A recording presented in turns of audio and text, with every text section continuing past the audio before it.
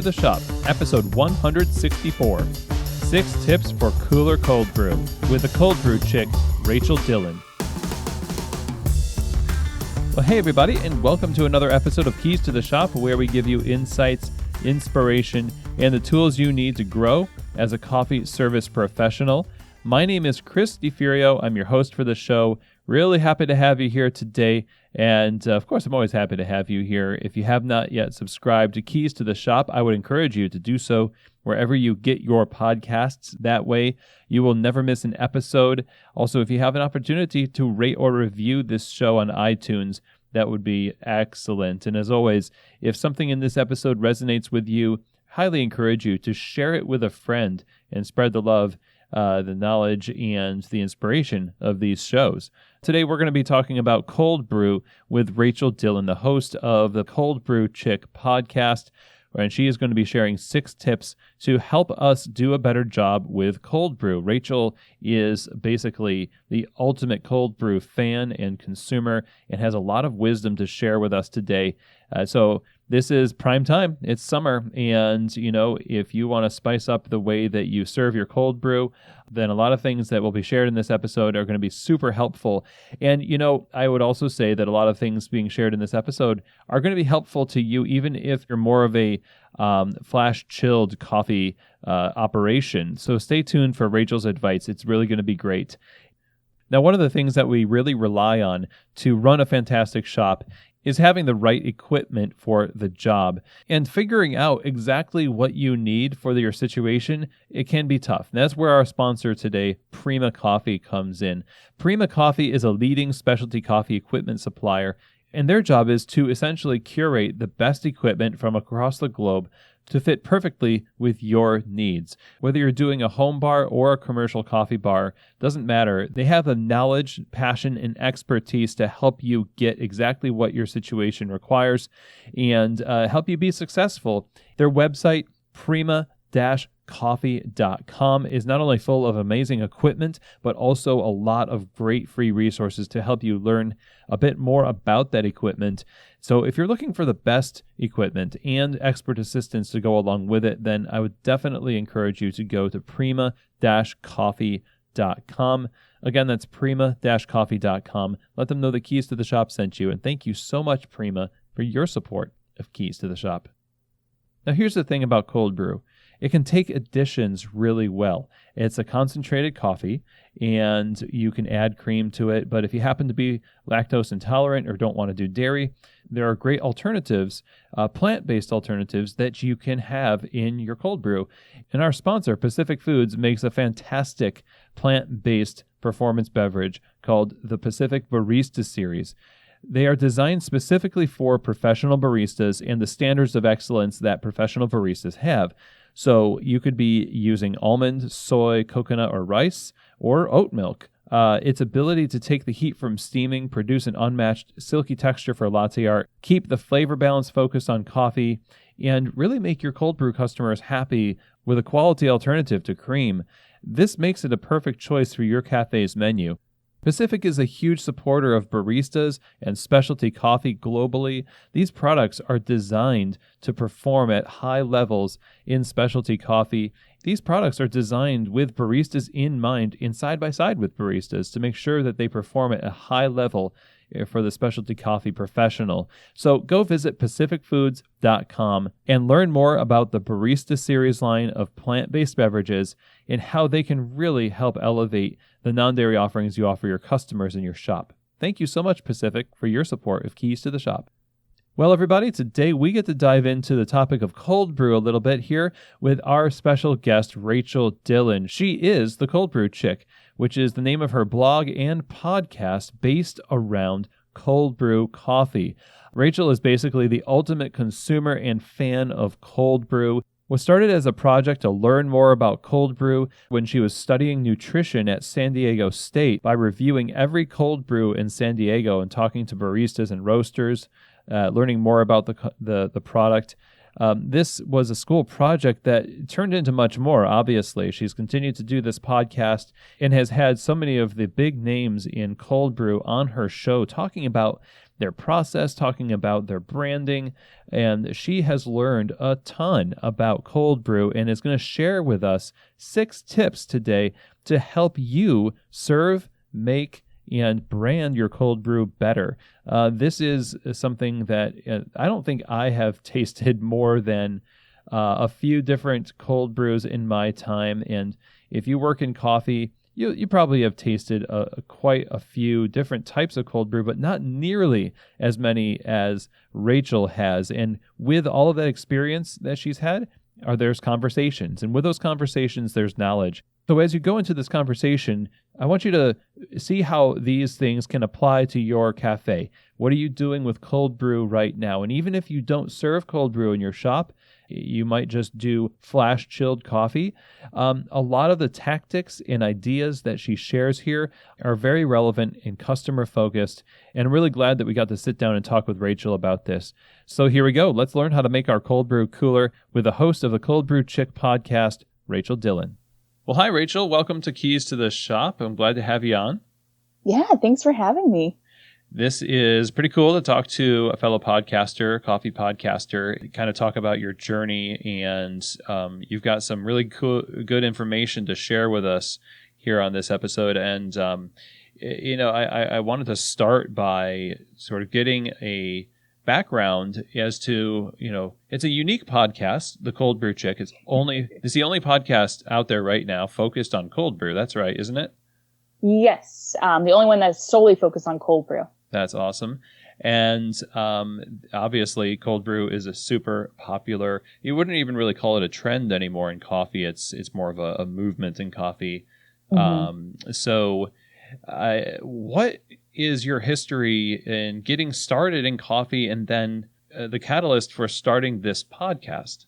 Yeah, I was a very casual coffee drinker. I didn't start drinking coffee until I was 18 years old. I had just left school and was taking a different route, leaving theater and deciding what I wanted to do with my life. And living with my parents, I discovered hot coffee and had started to drink it. And it wasn't until a couple of years later that I discovered cold brew. And how I came about it was, at the time, I was suffering from acid reflux attacks anytime I drank hot coffee. Unfortunately, it's a very common thing due to the higher acid levels in hot brewed coffee. And I was panicking because I didn't want to stop drinking coffee, but I also didn't want to develop a relationship with the Tums bottle. So, what am I going to do? So I lucked out that around this time, cold brew had become very popular. And Starbucks had started to sell it. So I tried it, fell in love immediately, and that became my drink. And then flash forward about 2 years later, I was in school at San Diego State, majoring in food and nutrition. And one of the things I had to do to graduate was to do a mini projects of sorts. And I got together with one of the professors and I said, I just want to learn more about cold brew. I want to learn kind of more about the science behind it and why is it that I'm able to drink it and have no problems and just kind of see what's out there. And my professor was very chill and awesome and said, go for it, have fun. So I started going on the internet and wasn't really finding what I was looking for. In my mind at the time, I was thinking like, oh, maybe I'll look up some research studies and then put together a PowerPoint presentation or something like that. But quickly didn't find what I was looking for. So I then had this idea instead of, well, how about I go to every coffee shop in San Diego and try their cold brew, and along the way talk to the baristas, talk to the roasters, the coffee shop owners, and learn from them about cold brew, because they're the experts. They make it every day, and they are going to be a wealth of knowledge, right? So that's how this project, which has now turned into Cold Brew Chick, kind of all started. And the podcast started from these conversations. I would go to coffee shops and I would tell them who I was and what I was doing. And I would find sometimes I would be there for an hour and a half, just talking about coffee, about the barista or the owner's journey. And some of the tidbits that came from these conversations were fascinating. And I thought, there has to be someone else out there, just at least one person that would find these conversations as interesting as I do. So that's how the podcast became started. And I started it very quickly after I started Cold Brew Chick. I think it was only a couple months in. And it's kind of just grown and grown. And I just use that platform to highlight either fantastic cold brews that are made incredibly well and are delicious, or cold brews that are super unique and unlike anything I'd seen out there. And just kind of pick the brains of the makers and the creators of how their coffee journey came to be and how they created these cold brews. And now you're platform has definitely introduced people to specialty coffee. And you and I were chatting a little bit before recording here about how it's kind of the gateway drug that would get people into specialty coffee, because it is for a lot of people, it's a more approachable option. Exactly, yes. And that was definitely the case for me. I had never really taken an interest in specialty coffee until I started drinking cold brew, because that's where it was most readily available. Starbucks did have it, but it wasn't a super common thing yet, right? So if you wanted cold brew, or if you wanted like a nitro cold brew when that first came out, you had to go to a specialty coffee shop. And when I started the project, I would naturally just be talking to the barista and say, hey, like, what beans did you use? How did you make it? And from learning what beans were used with these cold brews I was drinking, I was able to learn my palate of what I liked, what I didn't like in my coffee, and kind of just explore what could be done with coffee and cold brew. That's interesting, because so much of specialty coffee has this love-hate relationship with cold brew, in the sense that there's a whole, like, cold brew is not like legit specialty coffee.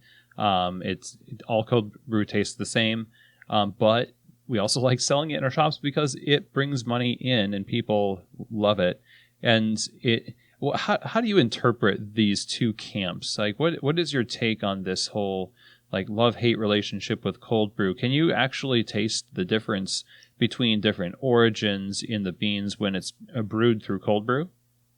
Absolutely. Yeah. And I actually just did a podcast episode about this too, because there was an article that came out called Cold Brew Sucks. Here's why. And of course, read a title like that, that's going to get your attention. And it definitely caught mine and a lot of my, followers. People were like, what the heck? What are they talking about? How dare they disrespect cold brew? And this idea came from some prominent people in coffee that, like you said, they didn't like the flavors that were pulled from cold brew, and they didn't believe it highlighted the coffee as well. But here's the thing. If cold brew didn't exist, I would not be drinking coffee, right? Because I can't enjoy hot brewed coffee in a safe manner. So that cold brew will forever have my heart and my gratitude because of that.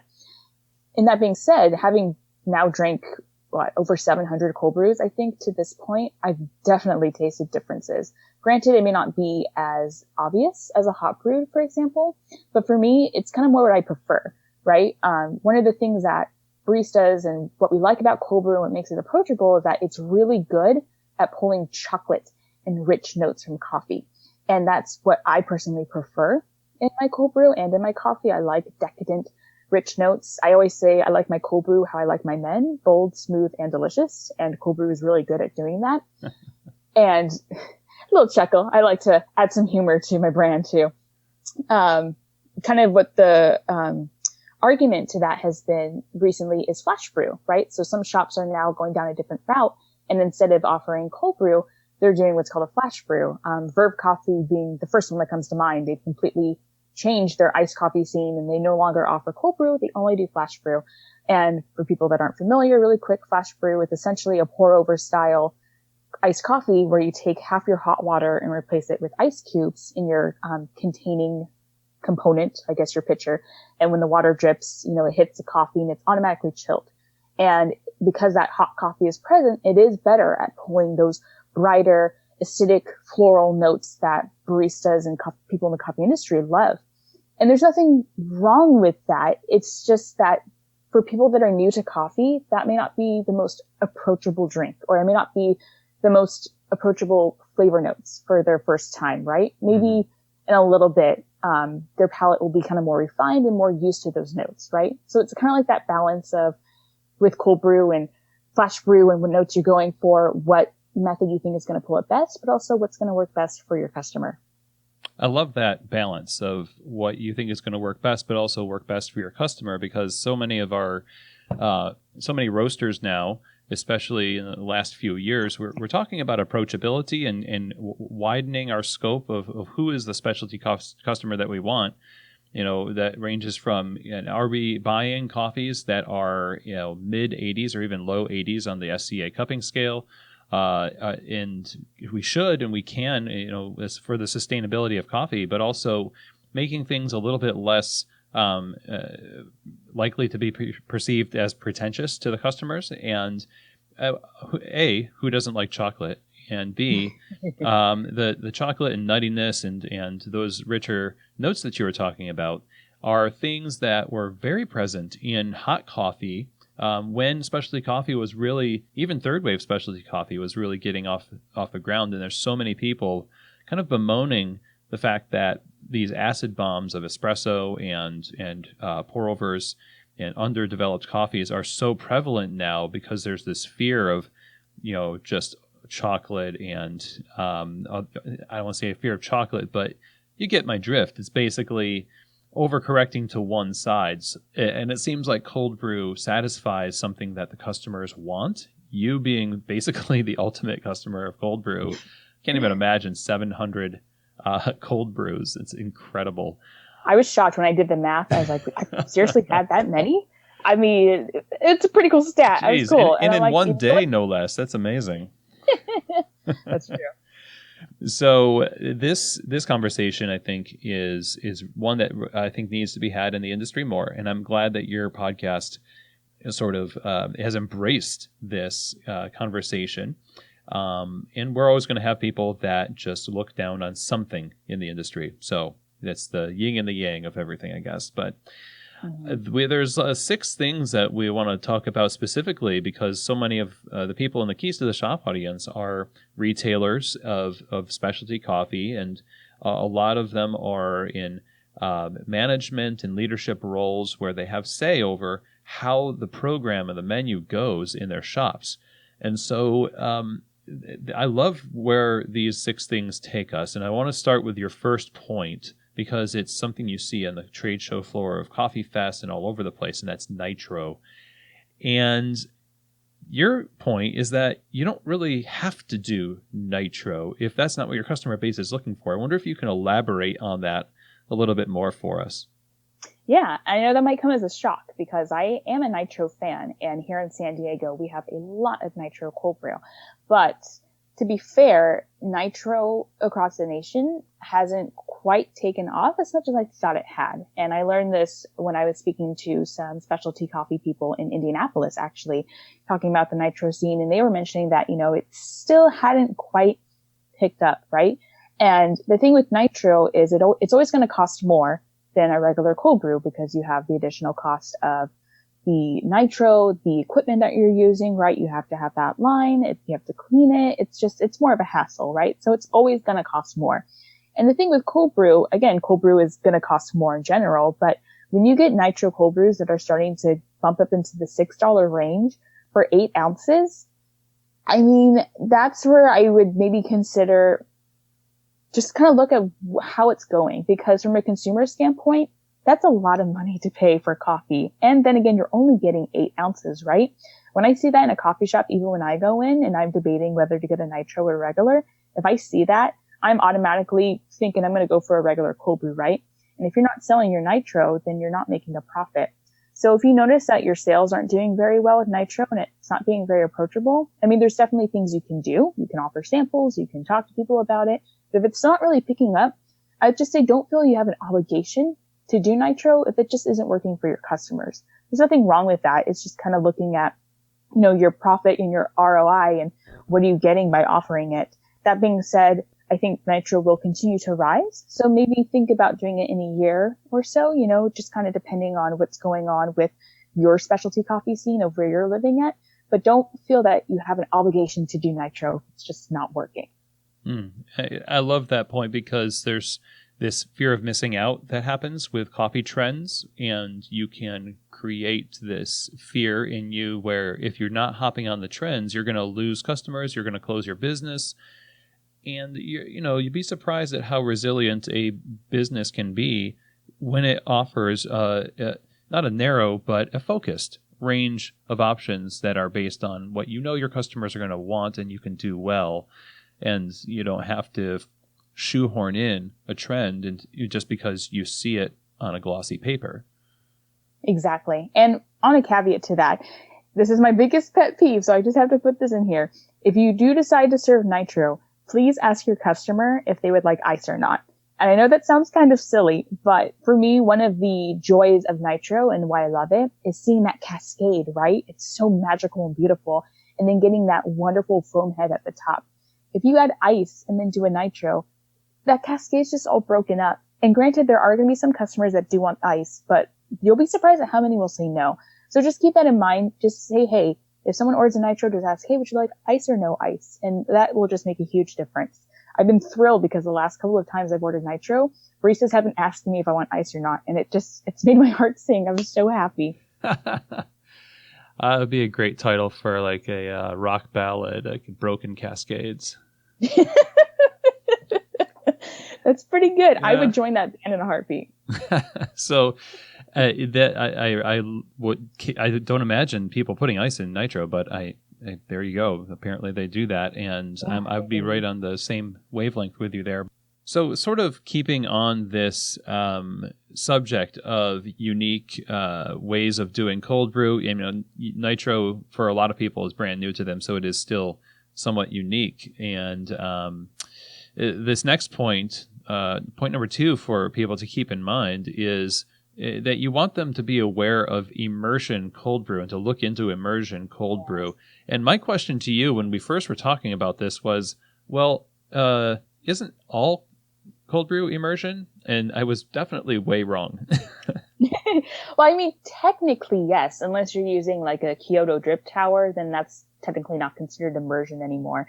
But an immersion cold brew is by definition when you add something else during the cold brew process to your coffee beans. And the most popular ingredients have been cinnamon, vanilla beans, cacao, coconut. And the idea is that you're imparting another flavor along with the cold brew.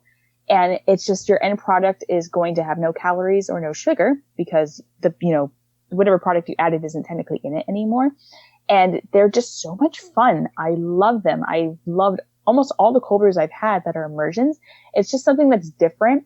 And it allows for your shop to be creative and have fun. I was blown away. I just went to a coffee shop in Temecula and they did an immersion cold brew with pineapple rings and maraschino cherries. Wow. I mean, super creative. And it was a fun cold brew to drink. I'm like, wow, I would never had expected to have a cold brew that tasted like this, right? And it's just something different, again, for your customers. It's education that you can then again give them, but also just to have fun and be creative and do something that's one of a kind that no one else has done.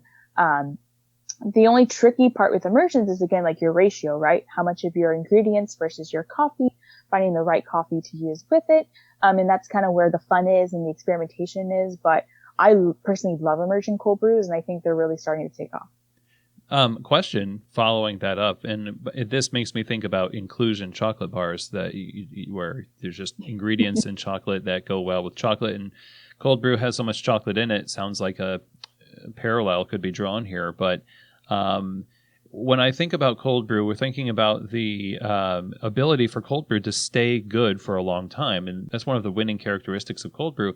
When you add something to it, when you add maraschino cherries and other produce and things like that, I imagine you have to be a little bit more careful with storage and safety. Yeah, you definitely would. I know some people like to steep their cold brew at room temperature. I personally have never been a big fan of that. Just coming from a nutrition background and food safety, the danger zone is 40 to 140, right? So if you're in room temperature, you Yes. can clean that zone.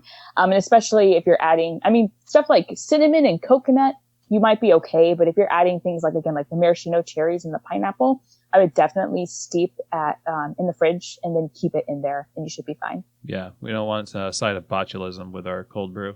Ooh, no, not at all. So taking a bit of a step to the consumer side of things. Now, these are experimental ways of making cold brew and introducing cold brew to your customers. Your third point is really squarely in the how to win consumers over to cold brew with offering cold brew kits with your coffee, and so that you can make cold brew at home. Now, I think that's a really interesting point because we provide V60s, Kalita drippers, etc., but not many people offer cold brew. I know Trade, Erica, shout out to Erica Voney over at Trade in New York, had a fantastic commercial for their cold brew that you can put in a jar Um, this is a thing that sounds like more people should be doing. What have you seen that's been successful, and should everyone do this? Yeah, I am partnered with Alto Cold Brew coffee bags. If you've never used them, they are fantastic. They're my favorite way to cold brew. And that is something that they have started to do here specifically in San Diego. Roasters that use their bags to make their cold brew, they have teamed together and they're now making cold brew kits using their coffee in the Alto Cold Brew bag. And what's smart about this is you're inviting your customer another opportunity to drink your coffee, right? As much as I would love to go to a specialty coffee shop every single day, it's not realistic, and I personally can't do that. And there's probably quite a few people that can as well, just because of traveling, other obligations or whatnot. But if you have a cold brew kit, with the bag and everything already done for your customer, it's easy for them to just make a cold brew and to drink your coffee, right? All they need is a jar or a cup and then some water and you're good to go. It's much more inviting than, for example, a pour over kit. Granted, I don't have a lot of experience with pour overs, nor do I really make them. But from what I understand, making a pour over is much more intricate because it's about the timing, it's about the weight of your coffee, it's about the centrifugal circles and the temperature of your water. Cold brew is so much more simpler than that, and it's so much more approachable for someone that's new to specialty coffee, which is why, again, go back to the idea that cold brew is this gateway drug for specialty coffee because it's so easy to make, right? And it's not intimidating for people to put something in a jar and then add water, right? Anyone can do it. So if you offer these kits in your shop, people get a cold brew and they like it. They take the kit home and they make it at home. They're able to enjoy your coffee more. It's more of a profit for you. And then if they have people over and they see the kit or they post about it on their stories, it's just more advertisement for the shop. Yeah, excellent point. And it seems parallel to what's also trending in coffee, which is specialty instant coffee. Swift Cup, Sudden, and Voila, etc. And that is exactly the same concept. It's convenience for the customer to have your brand in a easy to make format, and having cold brew kits seems to just make sense in the same way that specialty instant coffee makes sense. Yeah, exactly. So when you're in the shop, though, when you go to the shop, you are usually going to have one option for cold brew, and for most people, that's going to be the nuttiest, the most chocolatey, or oftentimes the darkest coffee that you offer. And we make that our cold brew just as much as a house blend, etc. Your point here, number 4 for us, is that cold brew, you should have some options, offer more than one. And when you're sampling those to customers, do it with generosity. Explain a little bit more about the importance of that. Yeah, and this is kind of more geared towards shops that are also roasters. I understand if you're a shop where you wholesale your coffee from another roaster and account, it could be a little tricky based on, your costs and whatnot. But if you're a shop and you also roast your own coffee, this is a great opportunity to, again, highlight your coffee more, especially if you see regular customers like me, for example, that are coming in and all they get is cold brew. You create that connection with your customer and say, hey, I know you like cold brew. We're kind of playing around with this single origin cold brew. Do you want to try it? And it gets you feedback from your customers. It gives you a chance to, again, kind of sell your coffee and educate the customer on whatever origin it was, education about the coffee. And maybe they like it, maybe they don't like it, but at least you're getting that connection, right? And again, I think this is where specialty coffee is going, is people are caring more about their coffee and they want more education about coffee. So this just gives you a chance to face-to-face talk to the customer and educate them about your process. The thing with cold brew too is that because it's gotten so popular, I think people are very more open now than ever to having different options. Most everyone knows what cold brew is now. And I think people are now looking for those different things, right? So the nitros, the immersions, trying a single origin versus a blend, just having more fun and diversity with cold brew, and even making just another batch. And maybe you don't even have it on the menu, but you offer it to your regular customers or people that order cold brew often. You can make a super small batch so that it doesn't cost a lot of money. And it's just about making those connections, right? And getting that education out there. Yeah. And going back to your earlier point, getting into coffee, or where we were talking about, well, doesn't all cold brew taste the same? There can be those differences perceived, especially by cold brew customers who are used to the one type of flavor that shops tend to favor. Once you deviate from that to something like the natural Ethiopia or something lighter than the typical mid to dark roasted coffee, because they're so used to the other one, they'll probably notice right away. Yeah, exactly. And then you can, maybe it was a special farm or maybe it was a special process, like a honey process, for example. So then you're educating the customer on what a honey process is. It's just, again, like that connection. And to kind of piggyback on that, I know this is something you and I had talked about earlier, but this is a trend I see happening in coffee shops, unfortunately, that I am requesting to please stop. And this is where, kind of going back to what we talked earlier, mistaking flash brews for cold brews, right? So I've unfortunately been to a couple shops where I walk in and it says cold brew on the menu. And after I talk to the barista about their beans and how they make it, I come to find out that it truly isn't a cold brew. It's an iced coffee or a flash brew. And what you're doing is you're lying to your customer, right? If they're drinking this and they are assuming this is cold brew, but it's not, that's just wrong. Because if you've had a flash brew and iced coffee, it tastes different than a cold brew, right? That extra hot water that's there is going to make it either brighter, make it more acidic, or you're going to have that kind of bite that you taste in an iced coffee specifically. And you don't want your customers to be thinking that's cold brew, right? Flash brews are beautiful in their own unique way, and there's nothing wrong with offering flash brews and calling a flash brew, right? But don't call a flash brew cold brew when it's not. Yeah, excellent, because then you're really setting the precedent for blurring the lines. And what else are you going to say is something when it's not actually? It's just marketing. It seems like an integrity issue, honestly, and it's also a safety issue for someone like you who physically can't do the acidity of regular coffee. That's a ruined day. Yeah. And I mean, luckily I can tolerate flash brews. I don't have a problem drinking them, but it's just like you said, the integrity thing and just kind of clarification. And I mean, we're already at a place where there's some muffled lines with cold brew and iced coffee with the whole hot bloom situation that's going on. So to me, cold brew is cold, right? And if you're adding hot water at all to your cold brew, then it's no longer in that realm. And again, this is another opportunity to then talk to your customer. If you don't like cold brew and you only offer flash brews or iced coffee, you can educate your customer on why and why you've chosen this method. Like, for example, Verve has done a great job with this. They made it very clear they are no longer going to serve cold brew. They're only going to do flash brew. And this is why, because they like the notes that come from flash brew. They like the coffee that they use, and they've made their marketing very clear that this is not a cold brew. And I appreciate that. While it's kind of sad that they're not doing cold brew anymore, I like that they're being crystal clear about what a flash brew is and how it's different from cold brew.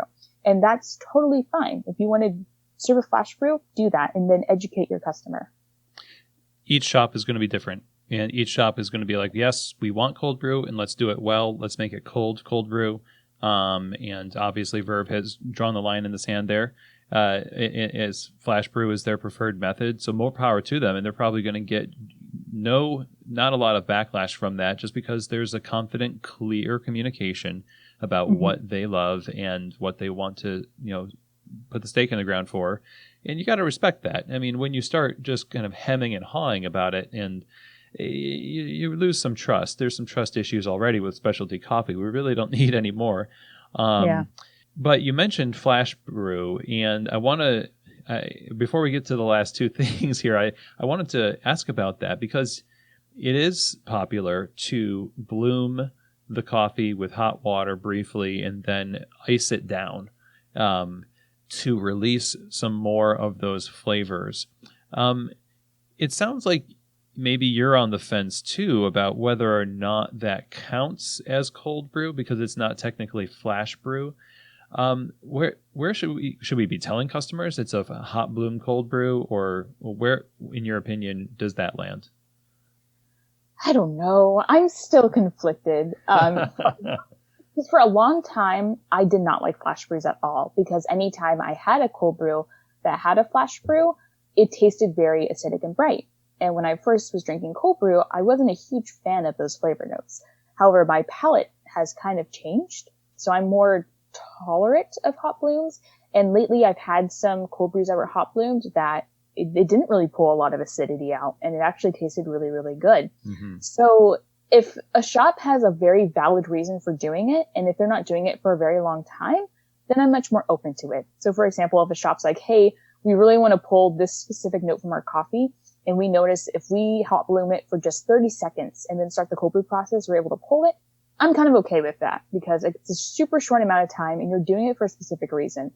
If you're doing it just because you want to, for the overall sake of the drink, pull out a bunch of acidity and brightness, then you're hot blooming for like 5 minutes or something like that, then I'm kind of like, well, maybe you should consider doing a flash brew, or maybe that's not the right bean for your cold brew then. Right. But it's very iffy because it's technically not wrong. You can still technically call it a cold brew because for the vast majority of the brewing process, it's cold.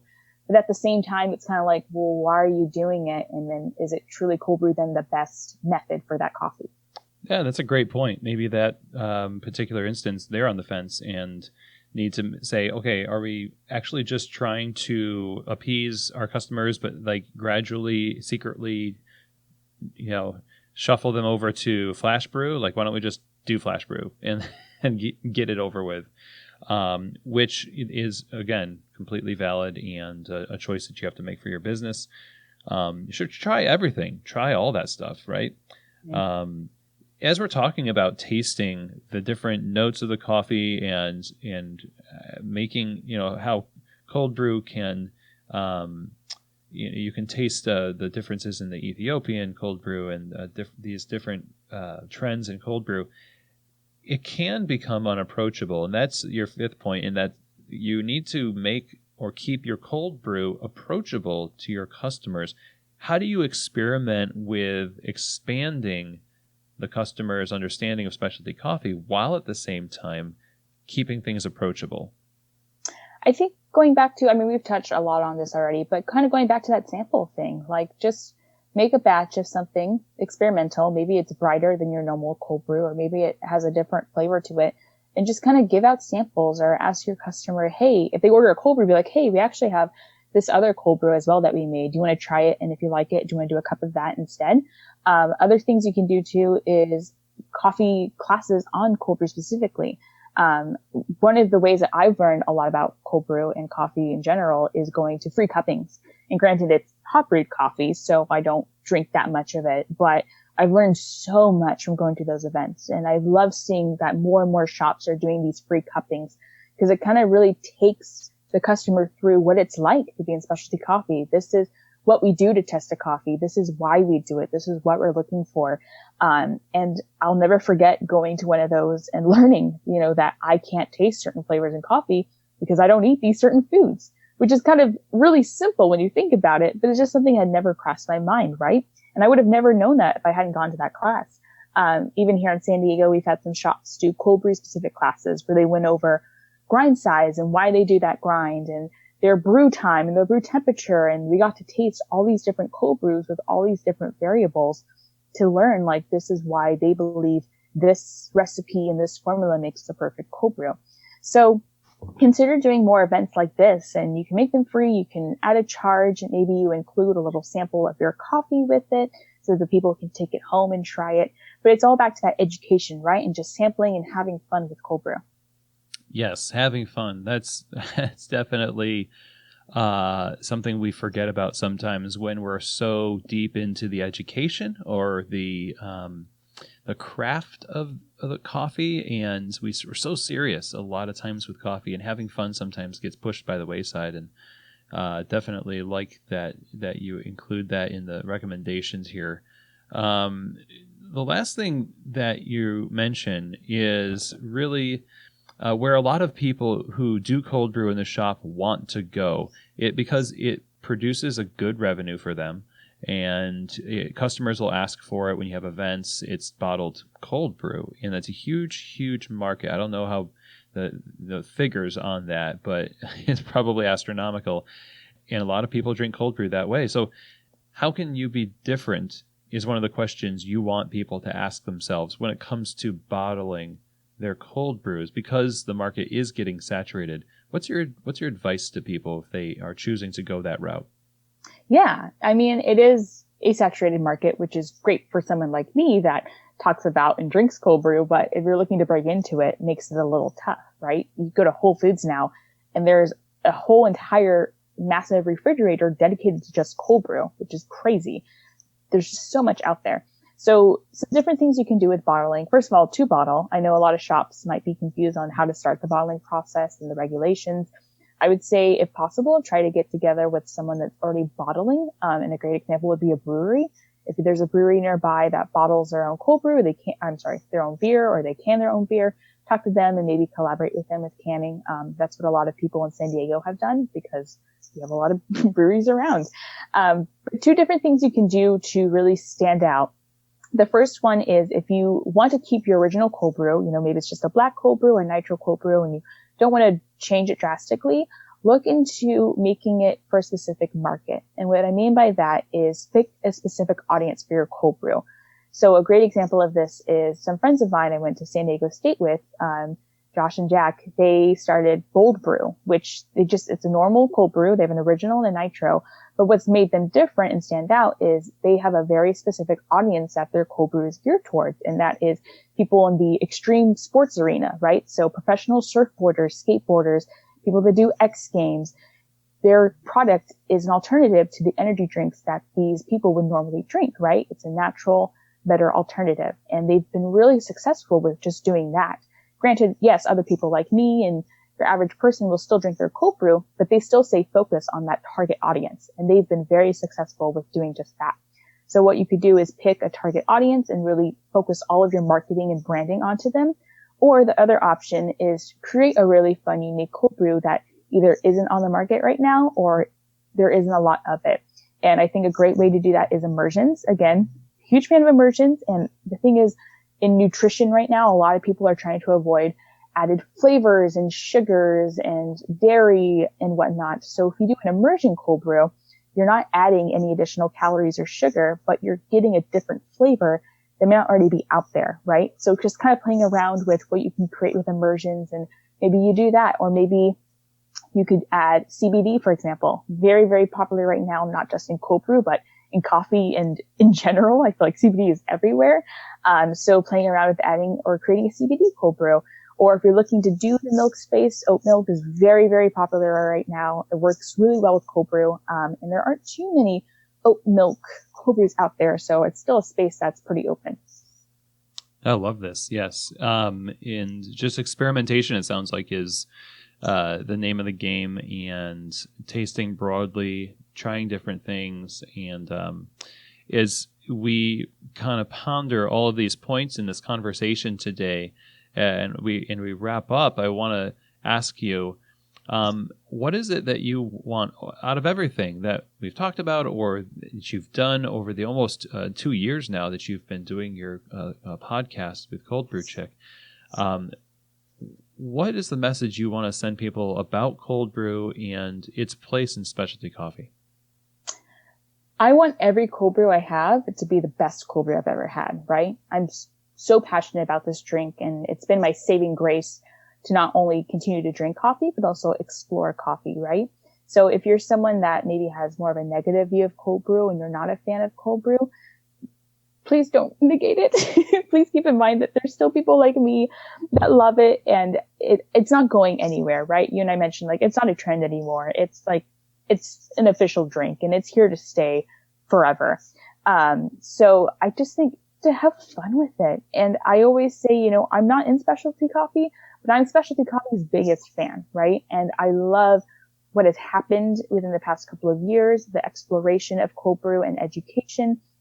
And again, just keep in mind this idea that cold brew is a great way to get people involved in specialty coffee and with education and with tasting new things and just have fun. It's so fun to see the fun that people have had with cold brew. And that's just my hope and dream, is to be a guide and resource for everybody, the people that want to make cold brew, the people that want to drink cold brew, the people that want to sell cold brew, and just continue to propel this drink forward. Well, that's certainly what you've done for us today, and you're accomplishing that in spades in your podcast. Thank you so much for joining me today. How can we keep in touch with you and your podcast and all that you're doing with Cold Brew? Yeah, I am Cold Brew Chick on every platform that's out there. So Instagram, Facebook, coldbrewchick.com. My podcast is called the Cold Brew Chick Podcast. So you just type that in and you can find me just about everywhere. Sweet. Thank you so much, Rachel, again. It was such a pleasure to talk to you about this. Thank you for having me, Chris. Well, one of the main things that I take away from these tips that Rachel has shared with us and in this conversation, I think you might have picked up on it, is, as a consumer of cold brew, one of the priorities that Rachel has when speaking to us as retailers is that we make this a relatable experience. That we, first of all, look at cold brew not just as a drink that we have to compromise with or whatever, we have a cynical view towards cold brew. And I'm not going to lie, I have had a lot of cynicism in my professional career as a barista towards cold brew. And, maybe you feel the same way about cold brew. But the thing is that you have lots of customers who not only don't dismiss it, but absolutely love it. And one of the things that I've talked about on this podcast before is that as professionals, we need to learn how to relate to the things that our customers love that we serve. And I think that Rachel comes from a place where she wants retailers and people that serve cold brew in their shops to do it with pride, to do it with care, and to make it interesting for people and have some fun with it.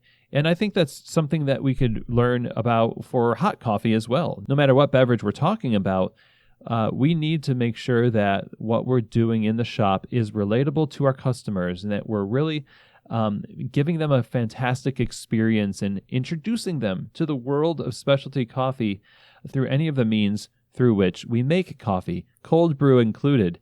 Mike Strumpf on the show for Swiss Water, decaf included. So here you got two products with a huge fan base, cold brew and decaf, both of which happen to, be the subject of some ire from the specialty coffee community. And I do think it's a shame that that is the case. So let's take some advice from Rachel. Let's make this fun. Let's use this as a way to introduce people to specialty coffee. Iced coffee and bottled iced coffee and cold brew, none of this is going away. And I'm glad that we got to learn a little bit about what we can do to really embrace it a little bit more as a way of embracing our customers. So a big thank you to Rachel for being on this show and for producing your show. Wherever you get podcasts, I would encourage you go subscribe to the Cold Brew Chick. You can also follow her online, Cold Brew Chick, on Instagram, and then the same name, coldbrewchick.com is the website. So again, Rachel, thank you so much. We learned a lot, and thank you for sharing your experiences and wisdom with us today.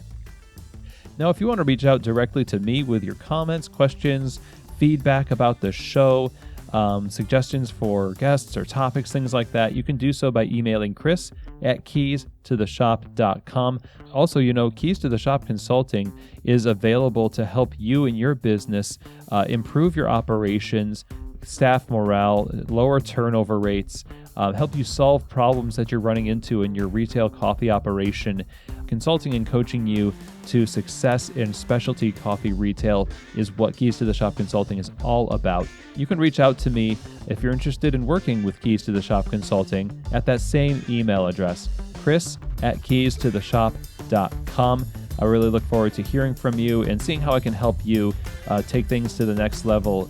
On a similar note, if consulting and training, bringing somebody like myself into your shop to take on projects and consulting is not something you can do right now, Keys to the Shop Consulting is also available to help you over the phone. We can set up a regular time, just like several of my clients have already done, to sit down and talk about what's going on in your shop, what's going on your team, whatever you happen to need help with in your cafe.